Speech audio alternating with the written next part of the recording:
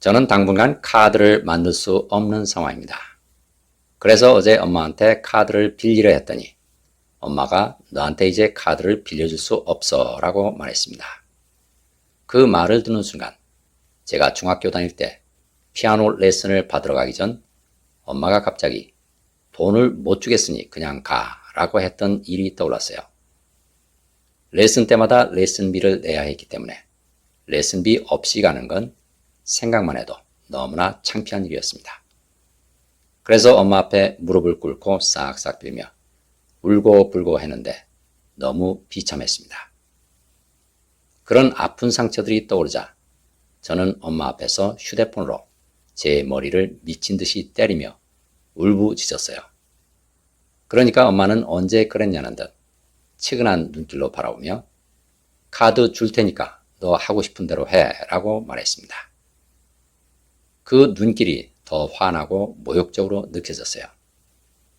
아빠도 과거에 제가 조금만 마음에 안 들어도 이 집은 내 거니까 내 뜻대로 안 할 거면 따로 나가서 살아 라고 협박한 적도 있습니다. 제가 대학생 땐 제 얼굴을 주먹으로 때려서 이를 부러뜨린 적도 있어요. 30대 후반에는 제 목을 조르며 죽으라고 한 적도 있고요. 어제는 너무 화가 나서 부모님에게 내가 때가 되면 알아서 나가서 죽어줄 테니 좀 가만히 있으라고 했어요. 그냥 제 인생을 리셋하고 싶어요. 저는 왜 한쪽은 육체적 폭력을 가하고 다른 한쪽은 정서적 폭력을 가하는 그런 부모를 선택했을까요? 나는 왜 정말 그런 부모를 만난 걸까요? 왜 부모와의 대화가 미움 속에서 오가는 걸까요? 서로의 무의식 속에 미움이 억눌려 있기 때문입니다. 나는 부모를 거울 삼아 내 미움을 들여다보고 부모는 나를 거울 삼아 자신들의 미움을 들여다보도록 설계된 인생 수업입니다. 그렇다면 나는 왜 미움을 억눌러 놓았을까요? 미움받는 게 두려웠기 때문입니다. 내 무의식 속에 억눌린 미움은 미움받는 나라는 인격체가 되어버렸습니다. 그 인격체가 내 몸을 이끌고 나로 살아가고 있으니 미움받는 현실이 내 눈앞에 펼쳐지는 것입니다. 내가 몸을 나와 동시하는 한 수많은 감정들이 억눌리기 마련이고 수많은 감정 인격체들이 생길 수밖에 없습니다. 몸을 놓아주어야 몸에 달라붙은 감정 인격체들도 놓아줄 수 있습니다. 몸을 놓아주는 가장 쉽고 빠른 방법이 바로 거울 명상입니다. 저는 지난 2년간 너무 피곤한 날만 빼고는 매일 거울 명상을 했습니다. 처음엔 가해자인 부모님도 나라는 말이 도무지 이해가 가지 않았습니다. 그러다가 어느 날 거울 속에 비춰진 제 몸이 이미지로 보이기 시작했습니다. 피해자인 내 몸이 이미지라면 가해자인 부모님 몸도 역시 이미지구나. 이미지는 서로 쪼갤 수 없으니 전부 하나구나 하는 알미 찾아왔어요. 거울 명상을 하면서 우울증 약도 끊었습니다.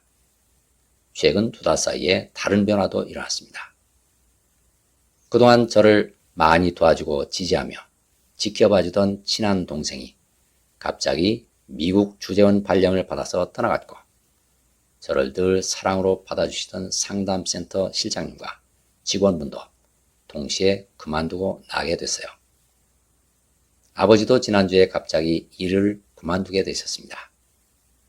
저는 그제야 제가 그동안 얼마나 주변 사람들에게 의존하며 살아왔는지 깨달았습니다. 또 제가 그동안 그토록 미워했던 부모님도 사실은 제가 붙잡고 있었다는 사실도 깨달았습니다. 오랫동안 나와 동시하며 살아왔던 것들이 풀려나기 시작하면서 마음이 놀랍도록 홀가분해졌습니다. 며칠 전에는 거울 명상을 시작한 이후 처음으로 거울 속의 저를 사랑스럽게 바라보고 있는 영혼의 눈길이 느껴져 저도 모르게 많은 눈물을 흘렸습니다. 내게 기쁨을 주던 사람이 먼 곳으로 떠나버리면 나는 슬픔을 느낍니다. 기쁨과 슬픔은 그 사람 때문에 생기는 걸까요? 사람이나 상황 자체엔 아무런 감정도 들어있지 않습니다.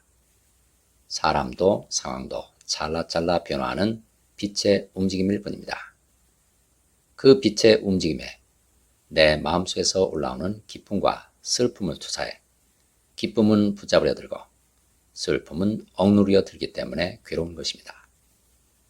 사람을 붙잡고 싶은 게 아니라 사람을 만날 때 올라오는 내 마음속에 기쁨을 붙잡고 싶은 것입니다. 헤어져서 괴로운 게 아니라 헤어질 때 올라오는 내 마음속의 슬픔을 억누러 놓아 괴로운 것입니다. 부모님과 서로 미움을 주고받는 것도 그렇습니다. 부모님의 모습이나 미움을 주고받는 상황 자체엔 역시 아무런 감정도 들어있지 않습니다. 역시 찰나찰나 변화하는 빛의 움직임일 뿐입니다. 나는 빛의 움직임에 내 마음속에서 올라오는 미움을 투사하는 것입니다. 부모님이 나를 미워해서 괴로운 게 아니라 그런 부모님을 볼 때마다 내 마음속에 억눌려 있던 미움이 올라오기 때문에 괴로운 것입니다. 부모님이 죽이고 싶도록 미운 게 아니라 내 마음속에서 자꾸만 올라오는 미움이 죽이고 싶도록 미운 것입니다. 거울 앞에 가만히 앉아 내 인생의 가장 즐거웠던 순간들과 가장 괴로웠던 순간들을 되돌아봅니다. 어디서 어떻게 떠오릅니까? 텅 빈 내 마음속에서 낮게 이미지들로 떠오릅니다. 아무 움직임도 없는 텅 빈 마음의 스크린 위에서 떠올랐다 사라지는 이미지들이 바로 내 인생의 전부였음을 알게 됩니다. 빛의 움직임이 연출해냈던 이미지들입니다. 나는 이 순간만 지나면 사라지는 그 이미지들의 즐거운 감정들과 괴로운 감정들을 투사하며 살아왔음을 알 수 있습니다. 지금 이 순간 이전에 지나간 세월은 텅 빈 마음속으로 완전히 사라졌습니다. 육안으로 볼 수도 없고 손으로 만질 수도 없습니다. 하지만 지나간 세월에 투사했던 감정들은 여전히 남아 있습니다. 나는 그 감정들을 풀어놓아주기 위해 이미지 세계에 뛰어든 것이구나 하고 깨닫게 됩니다. 지금 여기라는 공간은 내 무의식 속에 억눌려 있는 감정들을 이미지로 형상화해 재현시켜주는 환영의 공간입니다. 거울 명상 중 나는 몸을 벗어나 텅 빈 관찰자의 마음으로 돌아갑니다. 관찰자의 눈으로 바라보면 내가 거울 명상 중인 지금 여기라는 공간은 한 장의 이미지로 보입니다. 지금 여기라는 공간에선 이 한 장의 이미지들이 연속적으로 펼쳐지면서 살아 움직이는 생생한 환영이 생깁니다. 이 생생한 환영을 볼 때 내 무의식 속에 억눌려 있던 괴로운 감정들이 생생하게 올라옵니다. 이렇게 올라오는 괴로운 감정들을 또다시 억누르면 어떻게 될까요? 괴로운 감정들이 형상화된 이미지들이 또다시 펼쳐집니다. 어린이들은 왜 공포스러운 롤러코스터를 가파르게 오르내리며 기쁨의 환호를 터뜨리는 걸까요? 공포가 가짜라는 걸 알기 때문입니다. 지금 여기라는 공간은 어떻습니까? 텅 빈 무한한 사랑 속에서 펼쳐지는 공간이 왜 괴로운 곳으로 바뀌는 걸까요? 내가 즐거운 감정들을 붙잡기 위해 괴로운 감정들을 억눌러버리기 때문입니다. 전자는 후자를 빌려 생기는 것이고 후자는 전자를 빌려 생기는 것입니다. 붙잡으려 들거나 억누르려 들지만 않으면 스스로 생겼다 사라졌다를 반복하는 가짜입니다.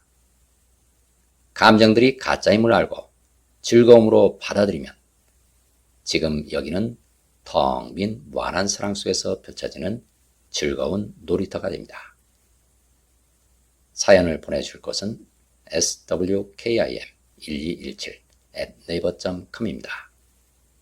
감사합니다.